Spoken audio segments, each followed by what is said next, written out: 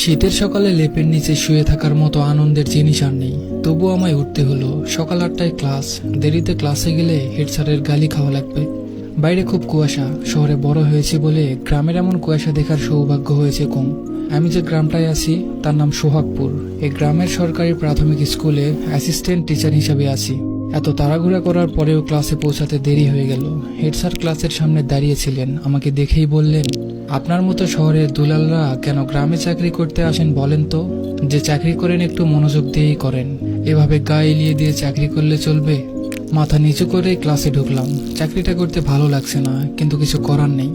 সরকারি চাকরির বয়স আমার প্রায় শেষ। এই শেষের দিকে এসে চাকরিটা পেয়েছি। মধ্যবিত্ত জীবনে এমন একটা চাকরি সত্যিই খুব দরকার। তাই চাকরিটা ছাড়ার কোনো সুযোগ নেই আমার। ক্লাসে ঢুকে আজকে পড়ানোর টপিকটা দেখে মন মেজাজটা খারাপ হয়ে গেল। আজকে পড়ানো লাগবে হ্যামিলনের বাঁশিওয়ালা। আমার পড়া সবচেয়ে বাজে বাচ্চাদের গল্পগুলোর মধ্যে একটা। ছোটবেলা থেকে এই গল্পটা পড়তে আমার খুব খারাপ লাগতো, ভয় পেতাম।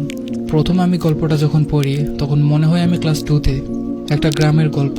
গ্রামের নাম হ্যামিলন। সেই গ্রামের মানুষজন ইঁদুরের যন্ত্রণায় অস্থির। হঠাৎ একদিন বাঁশিওয়ালা এলো, এসে বলল এই গ্রামের সব ইঁদুর তাড়িয়ে দিবে, বিনিময়ে তাকে টাকা দিতে হবে। গ্রামবাসী রাজি হলো। বাঁশিওয়ালা ইঁদুর তাড়ালো। এরপর প্রতিশ্রুতি অনুযায়ী টাকা চাইলো। গ্রামবাসী টাকা দিল না।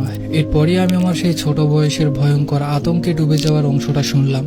বাঁশিওয়ালা গ্রামবাসীদের শিক্ষা দিতে চাইলেন। তিনি গ্রামের মাঝখানে গিয়ে বাঁশিতে এক সুর তুললেন। ভীষণ ভয়ঙ্কর এক সুর। গ্রামের সব ছেলে মেয়ে সেই সুর শুনে ঘর থেকে বেরিয়ে এলো। বাঁশিওয়ালা তাদের নিয়ে চললেন গ্রামের পাশের এক পাহাড়ের এক গুহায়। ছেলেমেয়েরা বাঁশিওয়ালার সাথে সেই গুহায় ঢুকলো। গুহার মুখ বন্ধ হয়ে গেল। সেই বাঁশিওয়ালা এবং ছেলে মেয়েগুলোকে আর খুঁজে পাওয়া গেল না। আমার খুব ভয় লেগেছিল গল্পটা পড়ে। আমার মনে আছে সেই রাতে আমি ঘুমাতে পারিনি। জেগে জেগে কেবল ভেবেছিলাম সেই বাচ্চাগুলো কোথায় গিয়েছিল, কি হয়েছিল তাদের সাথে। তাদেরকে ওই বাঁশিওয়ালা মেরে ফেলেছিল। হ্যামিলনের বাঁশিওয়ালার গল্প তাই বাচ্চাদের বলতে আমার ভালো লাগলো না। আমি চাই না যে আমি যে ট্রমার মধ্যে দিয়ে গেছি বাচ্চারাও সেই ট্রমার মধ্যে দিয়ে যায়। কিন্তু আজকে তো গল্পটা পড়াতেই হবে। আমি পড়ানো শুরু করলাম। পড়ানো শুরু করার আগে বলে নিলাম, তোমাদের একটা কথা বলি, গল্প তো গল্পই, গল্পর সাথে বাস্তবতার কোনো মিল হয় না। তবে এই গল্পটা লেখা হয়েছে একটা উপদেশ শিক্ষা দেওয়ার জন্য। উপদেশটা হলো, কারো কাছে ওয়াদা করলে সেই ওয়াদা কখনো ভঙ্গ করতে হয় না। আমি গল্প পড়া শুরু করলাম। শেষে এসে বেশ অবাক হলাম। তারা গল্পের শেষটাকে বদলে দিয়েছে।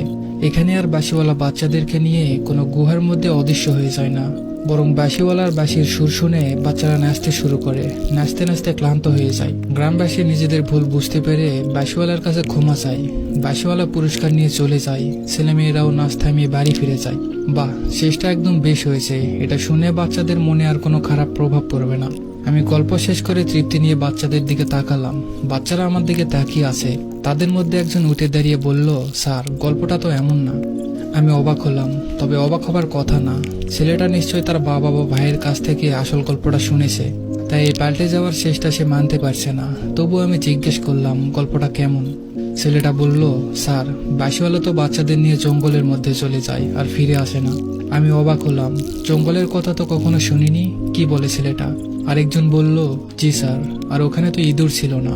বাঁশিওয়ালা এমনি এসে বাচ্চাদের নিয়ে চলে যায়। আমি বললাম, এসব গল্প তোমাদের কে বলেছে?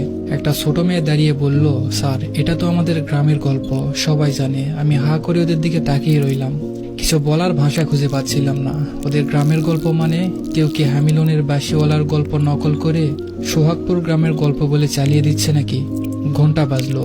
আমি টিচার্স রুমে গিয়ে বসলাম। টিচার্স রুমে কেবল আমি আর পিয়ন আলিমিয়া। তিনি এই স্কুলের সবচেয়ে বয়স্ক কর্মচারী। এই এলাকায় অনেক দিন ধরে আছেন। আমি আলিমিয়াকে জিজ্ঞেস করলাম, আচ্ছা, এই গ্রামে বাঁশিওয়ালা নিয়ে কি কোনো ইতিহাস আছে? আলিমিয়া বলল, জি স্যার, অনেক পুরনো কথা।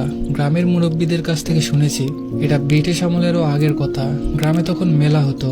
এমন এক মেলায় সবাই দেখতে পায় এক বাঁশিওয়ালা এসেছে। বাঁশিওয়ালার পরনে অদ্ভুত রংচঙা পোশাক। সে খালি বলতে লাগলো, তোমাদের বাচ্চাদের আমি নিয়ে যাব। কেউ লোকটার কথা পাত্তা দিল না। সবাই ভাবলো লোকটা পাগল। এর কিছুদিন পর এক রাতের বেলা সবাই যখন গভীর ঘুমে, তখন হঠাৎ সবার ঘুম ভাঙলো অদ্ভুত এক বাঁশির সুর শুনে। সবাই দরজা খুলে দেখলো সেই বাঁশিওয়ালা বাঁশি বাজাতে বাজাতে গ্রামের মধ্যে দিয়ে হেঁটে যাচ্ছে। আর তার পিছনে পিছনে হেঁটে যাচ্ছে এক ঝাঁক ছেলে মেয়ে। গ্রামের মানুষজন অবাক হয়ে দেখলো তাদের ঘর থেকে বাচ্চারা বেরিয়ে পড়ছে। দরজা লাগিয়েও তাদেরকে আটকানো যাচ্ছে না। সব বাচ্চা বের হয়ে একসাথে বাঁশিওয়ালার পিছু নিল। বাঁশিওয়ালা তাদেরকে নিয়ে যাত্রা করলো বনের দিকে। এই গ্রামের দক্ষিণে তখন একটা ঘন বন ছিল। অনেকেই বলে সেই বনের এক অংশ মিলে গেছে